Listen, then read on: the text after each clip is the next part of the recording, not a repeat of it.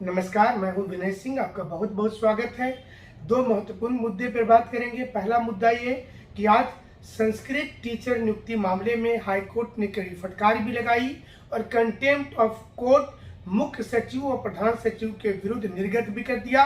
अब हो सकता है कार्रवाई के लिए बोलेगी। दूसरा कि जेएसएससी सीजीएल में जो कल सभी पद के लिए आवेदन देने के लिए स्वीकृति मिल गई थी, उसमें जो लोग पहले अप्लाई कर चुके हैं वो अब क्या करेंगे? क्या वो इस वक्त दोबारा फॉर्म भरेंगे, उसी फॉर्म में इस वक्त फिर से एडिट में जाएंगे, या फिर कुछ और नया तरीका खोजेंगे, या जेएसएससी से बात करेंगे? ऐसे कई सवाल आपके दिमाग में होंगे, तो इसी का उत्तर आपको इसमें देंगे। आज दिन भर इससे संबंधित मैसेज अलग अलग प्लेटफॉर्म पर हमने देखा।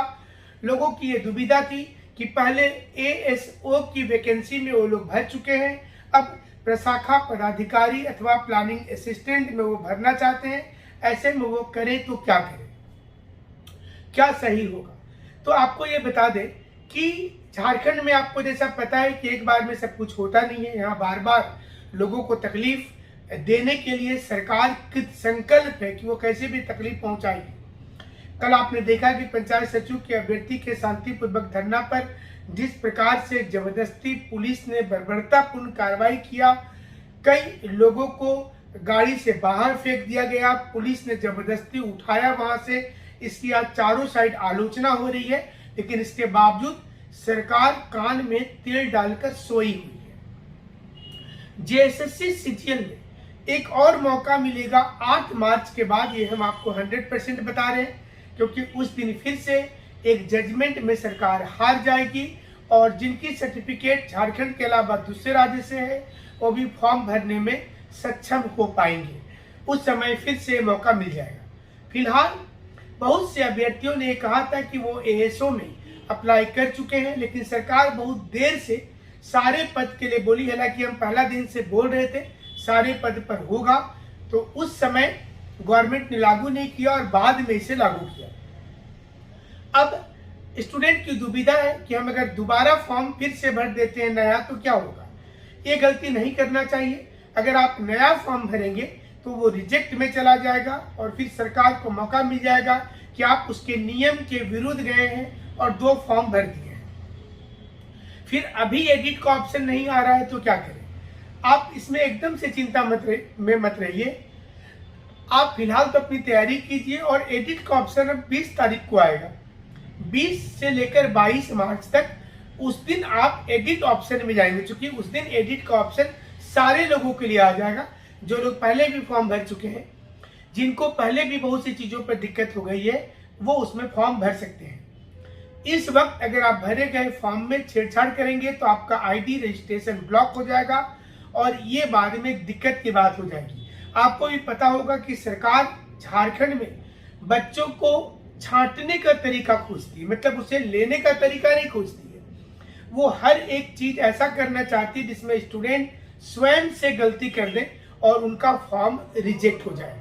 तो जो 2 चीजें महत्वपूर्ण है, उसमें एक चीज ये है कि आपको इस वक्त रजिस्ट्रेशन जो है वो स्वयं से कर लेना चाहिए, और रजिस्ट्रेशन करने के बाद में आप अगर फिर से चाहते हैं कि सहायक प्रशाखा पदाधिकारी अथवा आप प्लानिंग असिस्टेंट में फॉर्म भरेंगे, तो आपको ये ध्यान देना चाहिए कि ये दोनों के लिए सरकार ने, चूंकि 4 तारीख से फॉर्म भरने में वो उसमें एक्सेप्ट होगा, लेकिन आप पहले फॉर्म भर लिए हैं। आप थोड़ा सा इंतजार करेंगे और एडिट होने के समय में ही उसे एडिट करेंगे।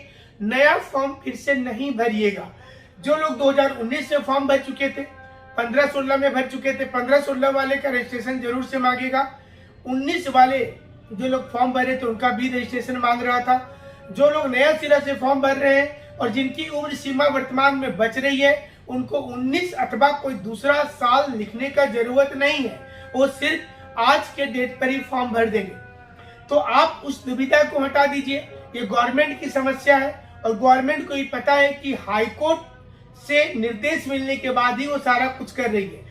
हमने पंचायत सचिव अभ्यर्थियों के मामले पर भी कई बार कहा था कि कोर्ट का मैटर को ही आगे आने दीजिए। आज संस्कृत टीचर के मामले में हाईकोर्ट ने साफ तौर पर कहा है कि अब समय आ गया है कि झारखंड के अधिकारियों को कंटेम्प्ट ऑफ कोर्ट में जेल भेजने का।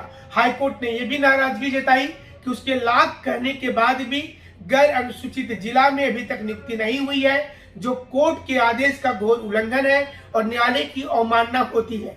ऐसे में पंचायत सचिव अभ्यर्थियों को धैर्य रखना चाहिए। और देखिए, सरकार के साथ आप आर पार की लड़ाई नहीं लड़ सकते हैं। आपको भी पता होगा कि जहां जहां जो सरकार है वो तानाशाही हो जाती है।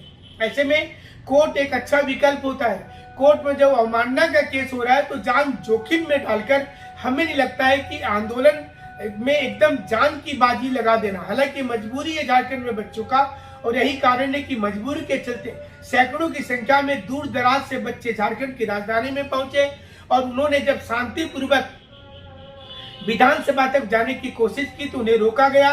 और उसके बाद कुछ लोगों को जबरन गाड़ी में बैठाने के बाद जो प्रथम दृष्टि में ऐसा लग रहा है कि गाड़ी से उन्हें बाहर धक्का दिया गया। हालांकि पुलिस पदाधिकारियों से कल देर शाम को हमारे संवाददाता ने बात किया, उन्होंने साफ तौर पर कहा कि उन्होंने धक्का ही नहीं दिया है, बल्कि वो गेट खोलकर खुद से लोग कूद गए थे।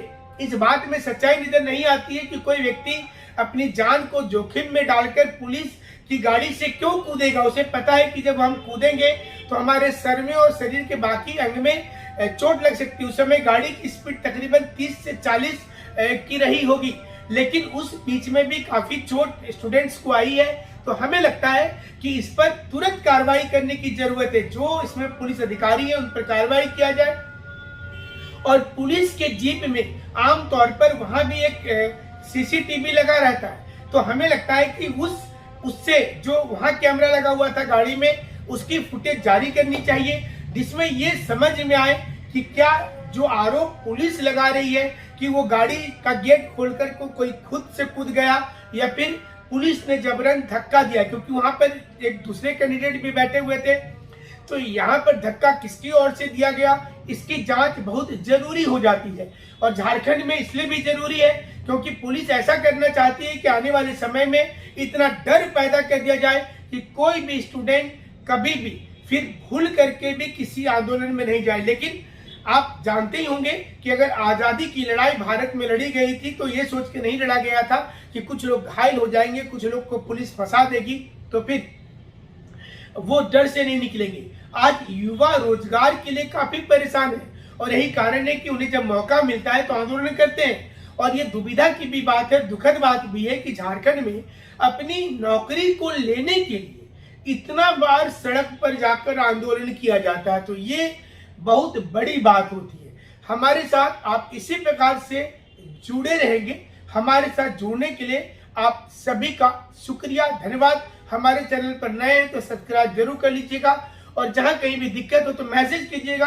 कॉल में हमारे साथ बात नहीं हो पाती है, मैसेज करेंगे, उससे संबंधित वीडियो जरूर से बनाई जाएगी। एक बार फिर से बता दें कि जेएसएससी सीजीएल में इस वक्त जो फॉर्म भरने की तिथि कल जो हमने बताया था कि 17 मार्च किया गया है और 20 से 22 मार्च तक एडिट का ऑप्शन आएगा। जो लोग पहले फॉर्म भर चुके हैं वो एडिट के ऑप्शन के समय ही एडिट करेंगे तो बेहतर होगा। अभी बिना मतलब का टेंशन नहीं लेना है और जबरदस्ती एडिट करने की कोशिश नहीं करना है, जिससे कि आपकी कहीं ब्लॉक ना हो जाए फाइल। दूसरी ओर अगर आप फिर से नया फॉर्म भरते हैं तो एक गलती होगी आपकी और जेएसएससी को पूरा अधिकार हो जाएगा कि आपके फॉर्म को रिजेक्ट कर सके, क्योंकि जेएसएससी ने नया डेट जो जारी किया इसमें कहीं मेंशन नहीं किया है कि जो लोग फॉर्म भर चुके हैं उनकी कहीं गलती हो गई है और फिर वो एक पद के लिए किए हैं तो वो फिर से दोबारा फॉर्म भर दे। इसलिए कभी भी किसी के कहने पर आपको ऐसा नहीं करना है। फिलहाल आप एक पद के लिए एलिजिबल हैं, आप इंतजार कीजिए और 20 तारीख से 22 तारीख के बीच में आपकी समस्या का हल जरूर से हो जाएगा। उसके पहले अगर हमारे पास जेएसएससी कार्यालय से कोशिश कर रहे कि महत्वपूर्ण सूचना आज आ जाए तो फिर से आपको हम दूसरी वीडियो में बताएंगे। हमारे साथ जुड़ने के लिए आपका शुक्रिया, धन्यवाद।